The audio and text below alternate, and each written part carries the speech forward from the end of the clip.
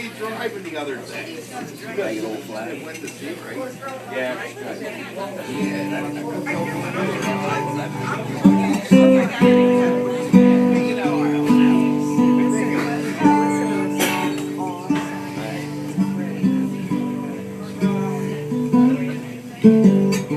I walked across the county courthouse square. I saw an old man. He was sitting on a park bench there. I said, "Your courthouse kind of run down." He said, "No, it'll do for our little town." I said, "Well, your flagpole's got a lean to it, and that there's a ragged old flag you have hanging on it." He said, "Son, is this the first time you ever been to our little town?"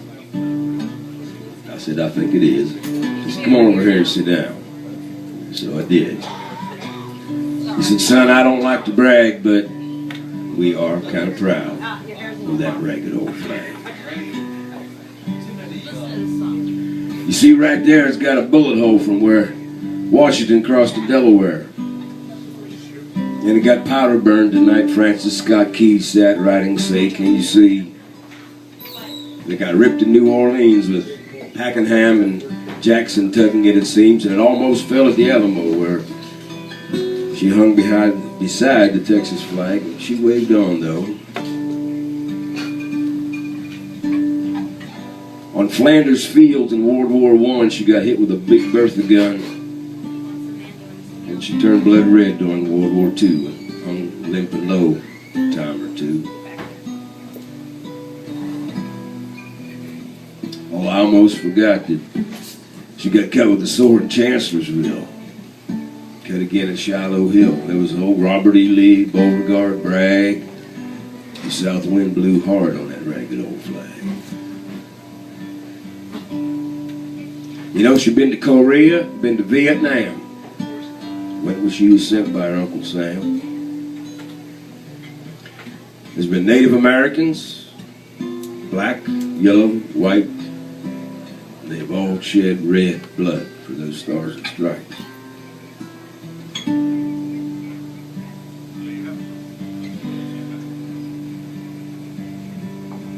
For a while there, she was almost forgotten, but she flew strong through the desert storm. And she was raised above the ashes on 11 September to show the whole world that we Americans, we still remember that we are the land of the free and the home of the brave, and we will not hide our standard in some Afghanistan cave.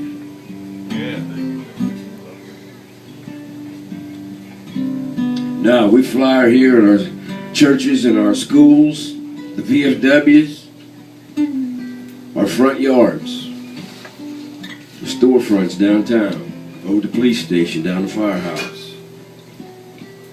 And she waves from our ships on the briny foam.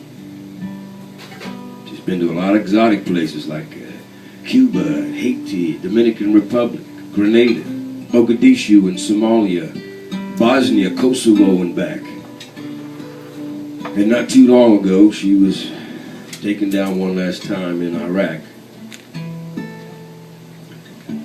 But though all of our troops are not yet home, in her own good land, she has been abused. She's been burned, denied, dishonored, and refused. And the government for which she stands is far too often scandalized throughout the land. And so many who have gone off to fight our wars have never returned. And many are still unaccounted for. She's getting a little threadbare. She is wearing a little bit thin. But you know what? Because she's been through the fire before, I think she could take a whole lot more. So we run her up in the morning and take her down at night and never let her hit the ground and fold her up just right.